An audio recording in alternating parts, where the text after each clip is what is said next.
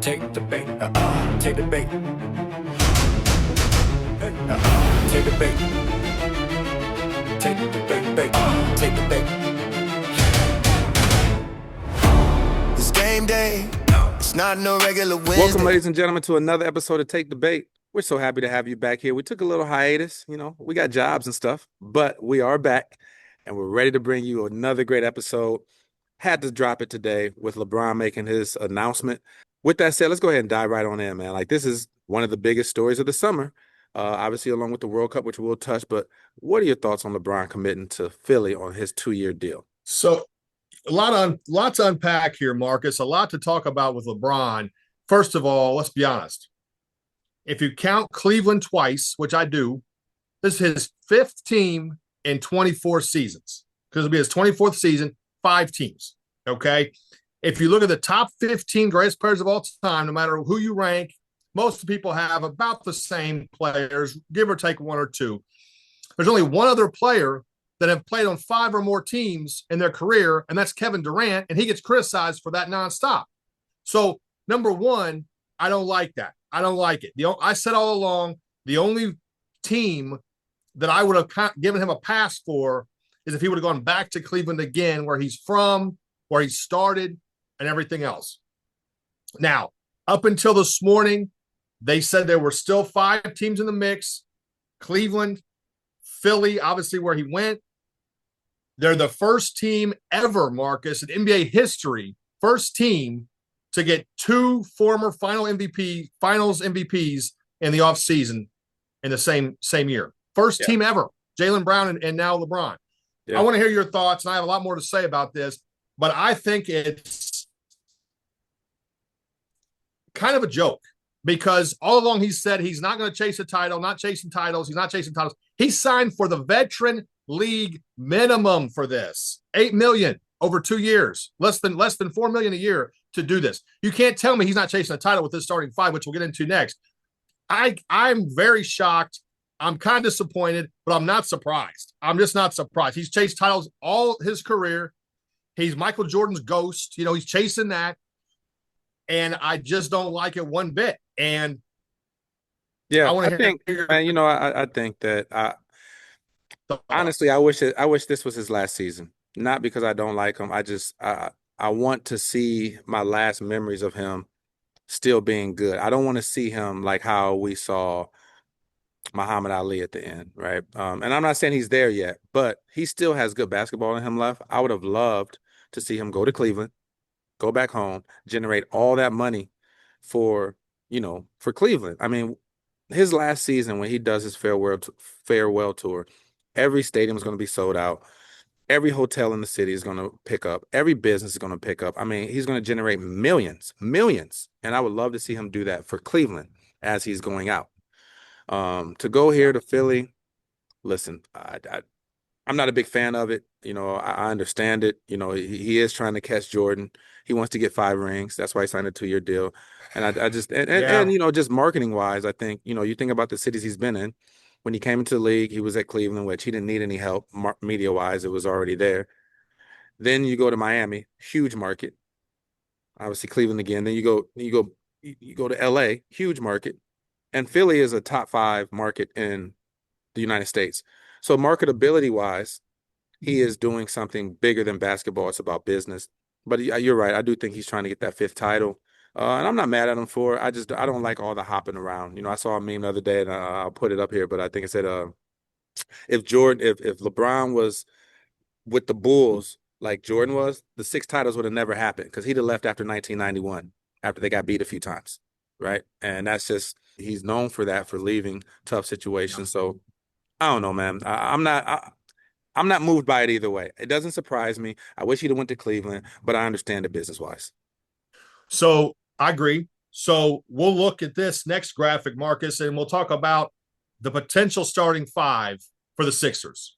Okay? Maxey, Edgecombe, Jaylen Brown, LeBron James, and, of course, Joel Embiid. If you just take their points per game average combined from last season, they averaged over 120 points per game, just the starting 5. Okay, that's 24 a game between the 5. That's insane. My only question is nobody can dispute the talent of the five. Nobody can dispute the stardom of the five. But how are they going to share the ball? I guess is number one. Number two, is Embiid going to stay healthy? There's a lot of questions still, but on paper, this starting five has to be, if not the most formidable starting five in the NBA, has to be top 2 or 3 without question. No, I think that they are definitely they're the them and the Knicks. Now. Yeah, them and the Knicks will battle in the East for sure. Yeah, no, man, I agree. I don't think the Knicks roster is anywhere near what this roster is right now. I mean, you got 4 All-Stars on this roster, 4 legit All-Stars. Yeah. Tyrese Maxey is an All-Star. Jaylen Brown's an All-Star. LeBron James is an All-Star. And Joel Embiid is an All-Star. Like legit, not like, oh, they almost crept in. Those are legit All-Stars. And VJ Edgecombe is one of the best young players and super athletic. So no, man, like their roster is, I don't know another team that has 4 legit All-Stars right now. So it's going to be a matter of how they gel. It's going to be a matter of how much can LeBron share the ball. Can he go back to his facilitating mode, right? They're going to need him to be more of a facilitator, like a point forward, and let Jaylen Brown and Tyrese Maxey and VJ Edgecombe carry the load. Let Embiid do some load management because we know he can't stay healthy. LeBron is almost 41, so he's got to watch his minutes too. So I think it's going to be a big job of coaching in terms of managing minutes. And then also coaching and the team deciding that we're going to play very unselfishly for the betterment of the team and no one, without having to go out there and try to anybody be superhero. You don't have to do that with this much talent out there. So I don't know if they can get it done. LeBron didn't get it done his first year in Miami. It's really hard to bring this much talent together and mesh in one season. And so, but we'll see. Maybe he learned a lesson from that first year in Miami when him and Wade and Bosh could get it done. Yeah, and you're right about the starting five, Marcus. Not only 4 All-Stars, Edgecombe was all rookie. So you have 4 All-Stars and an all-rookie NBA player. So, and he averaged 16 a game as a rookie. So, they're clearly on paper the top team in the East, might be the top team in NBA. I'm not sure if they're better than the Thunder or Spurs, but they certainly could make the case. We're going to see. Yes, they are. We're definitely going to see. Yes, I think they are. I definitely think they are. I just hope that LeBron. I don't know. I just don't like it. Yeah. I don't like it either. It's not like I'm rushing him into retirement, but I do think him retiring in Cleveland was what I was hoping for. I know it's what Cleveland was hoping for. Yeah. And, hey, it is what it is. He's got his reasons. On to topic number 2, I wanted to touch on an incident that happened in the WNBA a couple weeks ago, a little bit ago. It was a comment that was said about Angel Reese. Coach from the other team called her a species because she was getting protected by the refs. Angel Reese took that, went on Twitter and said, is anybody surprised, right? The coach was suspended, issued this long apology.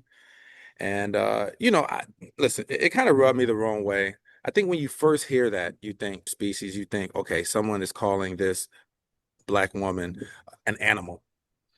Upon more research, it looks like that's a term that is used in Australia in the sports world, whether you're playing rugby, whether you're playing soccer, whether you're playing basketball or whatever, when they feel like a player is getting preferential treatment from the ref. I don't think that this coach meant anything racial by this.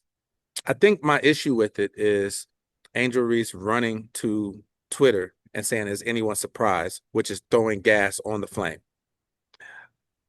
I just don't like what's the word I'm looking for? Maybe the victimhood of the whole situation.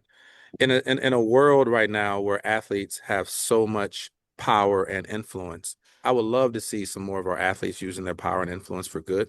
Now, if there's a real racial incident or there's a real discriminatory incident or there's real something like that, then yes, let's stand up, let's kneel, let's do whatever we got to do. But if someone just makes a simple, I don't even know if it was a mistake, right? You know what I'm saying? Like I don't think it was a racist attempt at anything. And so to run on Twitter and then to get all of your followers all worked up against this person, I didn't like it. I think that there's been a pattern of that with Angel Reese is something happens and it probably could get diffused, but then it gets elevated, and then now we're at a point where whenever she's brought up, it's a very divisive topic because people feel, I'm not saying I feel this, people feel like she plays the victim a lot. And this led into that this also supported that. So I don't know, man. I didn't know. I just don't like when people take attention away from real topics. So like there's real racism going on. I mean, there's several cases in America right now where there's kids who went missing and black kids who went missing going around with their friends and stuff. And there's real stuff going on. And then I wouldn't say take attention away from that, but then to turn this situation into something that maybe it wasn't, when you have the power to say, hey, everybody, she didn't mean that. I know this coach in Australia, this is how they talk. I think that she just misspoke. I think you have a chance to bring people together. And I haven't seen her attempt to do that one time in her career. I don't want to ramble on too long about that, but I just haven't seen her try to use her power for good, right? Like you would love to see, the superstars when everybody gets upset, the superstars say, hey, no, we don't have to fight about this. Like we can talk about this and teach the mass public that we don't have to always be enemies. I feel like she has not done that, and she can, and that's what bothered me about it. What do you think, Ben? I agree with what you're saying. Reese has always kind of been, even since college, a divisive player, a very confrontational, somewhat player. And so I didn't like that she ran to Twitter, like you said. But on the same note, unfortunately for that coach, we're not in Australia. We're not in Australia. We're in America. So my point is, just because you're using a term that is loosely mentioned in Australia can be taken totally different in the U.S. So I don't think he should have said that. But I also don't think she should have ran to Twitter as well. So I think they're both to blame. Fair point. But I didn't like the term, whether it's racist or not, because it's not used here the way it is there. And they should have recognized that as a coaching staff, or the coach should have especially. But then, like you said, Reese should not have ran to social media and said, what she said and everything else. So I think both are kind of to blame. Yeah. Yes. Yeah. No, I think you're right. I think that's a fair point on that. And it's good to agree to disagree, just like exactly like my whole point right now. I think one way, you think another, and we can talk it out, and I can be like, you know what? I see where you're coming from, and we all walk away holding hands, right? Like I would love for more athletes to bring people together, especially in a place where this world is at right now, where there's a lot of divisiveness and a lot of other areas when musicians and athletes have so much influence over our youth. That's just me. Our last topic. Yeah. Obviously, it's been a little bit, it's been over for a few days, but it's still a big deal. And we haven't had a chance to talk about the ending of the World Cup. Spain is your World Cup champions of 2026. Ben, what did you think about the championship game? Spain proved they were the best team, not just in the finals, but every game, Marcus, they got better. They allowed one goal the whole tournament. One. Their defense was phenomenal. They shut down Argentina. They contained Messi there in the finals. And whether it was France, whether it was Argentina, whether it was Brazil, whoever it was, Spain just emerged as the best team. So there's some years where you can say, well, they weren't really the best team. Spain was the best team. They were the best team. And kudos to Messi. We've talked about Messi in the past, and I won't spend too much time on him. But if he's not your GOAT, he has to be top two. I still say Pele by just a nose. But Messi, whether this was his last World Cup or not, he's 39. But his stats and his achievements and his career has just been unbelievable. He's on the Mount Rushmore of soccer. There's no doubt about that. I put him number 2 of all time, me personally. Yeah, I mean, Spain was completely dominant. Like their spacing, it's amazing. The way that they keep the ball away from you, and then they get you pressing up, and then when you press up too much, then they attack, and they got you all spread out, and they're attacking you on the wings, and they're attacking on, and like then defensively, it just felt like they had 13 people out there. Like every time Argentina would even get the ball, there was like 3 Spanish players around them. Like they were the best team. I'm not saying they had all the best players, but they were clearly the best team. They had the best schematics. And they deserve the win. I just saw today something about Argentina said that they were demanding a rematch because of referee corruption. No, man. It was 20-0 shots at the end of 90 minutes. Argentina couldn't even get a shot on goal for 90 minutes. Now, they started pressing up a little bit more in extra time, and that's why they ended up losing, because they stretched out their defense a little bit. But Spain completely dominated them. It was pretty anticlimactic in terms of like, It was that's the thing about soccer. It was 0-0, but it was still exciting because you're on the edge of your seat, like who's going to score. But at the end of the day, it was 0-0. I mean, it was 20-0 on shots. Like it wasn't even close. So I don't know. I would have liked to seen that. I would have liked to seen Messi score one more goal. I really would have liked to seen Yamal, the young kid from Spain, have a little bit better tournament, but they didn't need him to. Like, they were so good defensively. He didn't have to do anything crazy offensively. He just had to play his part. He did help him win the game before he got the assist on the winning goal. He's special. He's going to be electric for the years to come. So I don't know, man. I loved it. I miss it already. We're in a dead series of dead time of sports. No offense to any sports going on right now with baseball, but when basketball's over and football's over and World Cup is over, I guess we got to shift to the TBT, and we'll talk about that next week. I agree, man. I agree. That does it, ladies and gentlemen, for another episode of Take the Bait. Thank you so much for tuning in. I'm recording here live from sunny Miami, Florida. My man Ben I don't know where he's at in the world right now, but he's dropping stats and he's got figures for you, and we're bringing our best product to you. So thank you for tuning back in. Ben, do you have anything else to say before we close out? Well, Marcus, you're in Southern Florida. I'm in Northern Florida, in the Destin, Florida area. So we're both in the state of Florida, just opposite directions of the state.